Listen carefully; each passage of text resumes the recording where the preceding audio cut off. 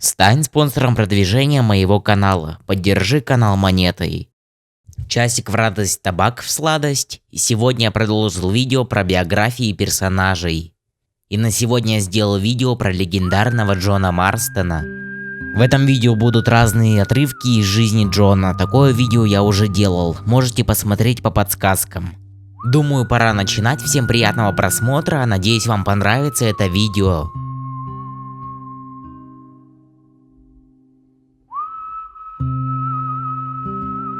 Сам Джон – протагонист сразу двух частей Red Dead Redemption. Джон Марстон родился в 1873 году на севере штатов.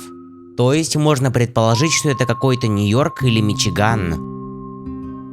Его отец был неграмотным шотландским иммигрантом, родившимся на корабле, плывущем в Нью-Йорк. Скорее всего, Нью-Йорк в данном контексте это штат. Мать Джона была проституткой и скончалась во время его родов. Поэтому про нее нет никакой информации. Отец Джона ослеп на оба глаза в результате драки в баре, который находился к югу от Чикаго. Еще по рассказу можно понять, что они постоянно колесили по всей Америке. Если смотреть на судьбу его родителей, то можно понять, что его детство, юношество и отрочество были не сладким. Кстати, тогда в баре отец Джона отомстил за его дедушку и бабушку, которых он вообще не видел. В 1881 году отец Джона скончался, впоследствии от чего тот был отправлен в приют, потому что ему было меньше 10 лет. Кстати, из этого приюта он сбежал. Да, недолго там был.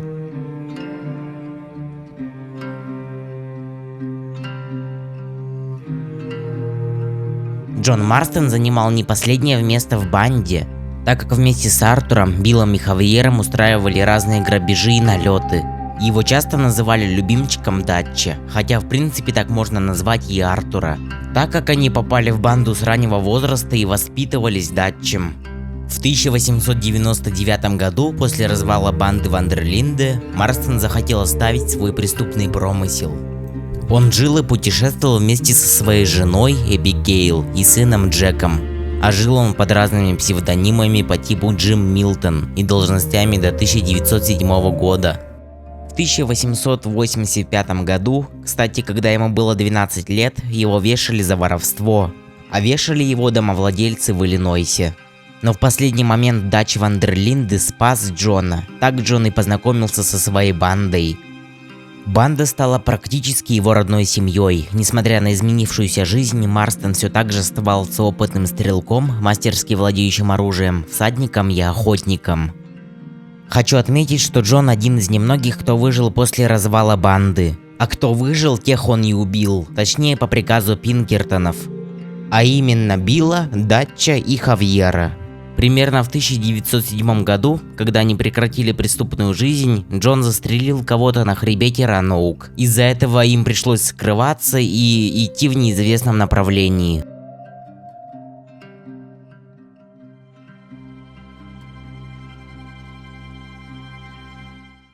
Помимо родителей, у Джона была своя семья. У Джона почти на протяжении всех игр была жена по имени Эбигейл Робертс. Также помимо жены у него был сын Джек Марстон. Эбигейл Робертс родилась в 1877 году. Эбигейл была сиротой и некоторое время жила в детском доме, кстати, как и Джон. Она познакомилась с бандой в роли проститутки. Известно, что она спала со многими членами банды. В конечном итоге она влюбилась в одного из членов банды, Джона Марстона.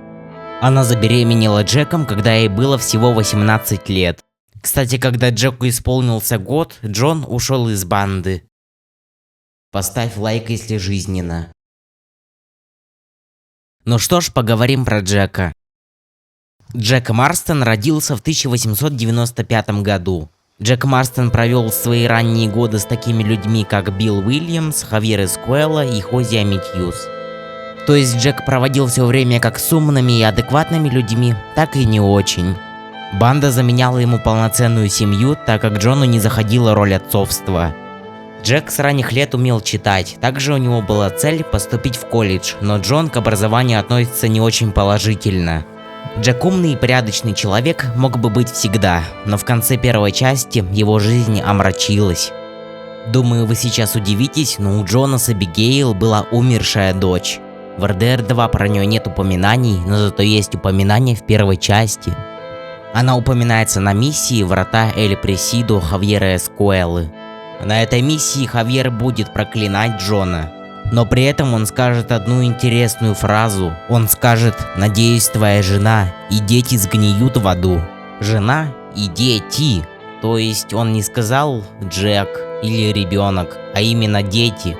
Так можно сделать вывод, что в семье Марстонов был еще один ребенок. Но почему-то то ли игра его мало упоминает, то ли разработчики. В этих миссиях, что у вас на экране, говорится, что она умерла от лихорадки. И опять же упоминается очень коротко. Либо Rockstar вплели ее и забыли, хотя такое у Rockstar бывает редко. Обычно они подробно и хорошо описывают персонажей. Или, возможно, чтобы не тосковать, семья Джона старается ее не вспоминать, так как это больная тема. Про этого персонажа ничего не известно, разве что она когда-то существовала. Ну что ж, думаю, пора поговорить про самого Джона.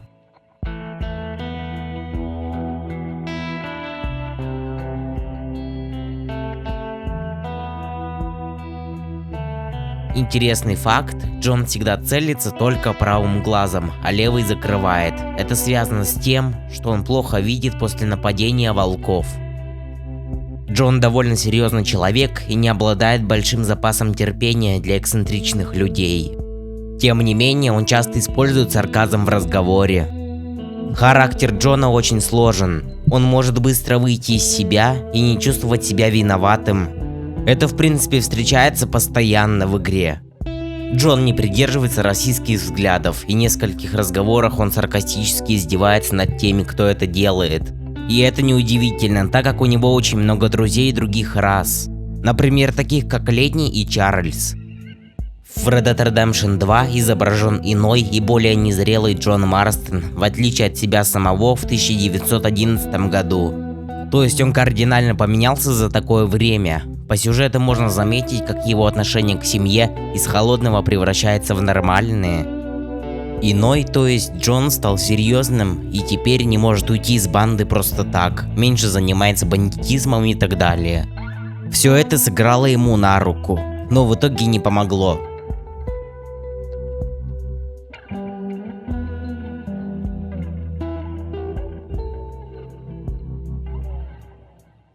Теперь начнем про интересные факты.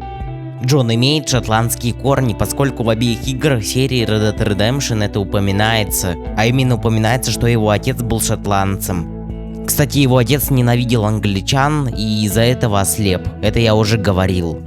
Второй факт — это то, что в сравнении с Артуром почерк и рисунки Джона в дневнике выглядят неаккуратными и более грубыми.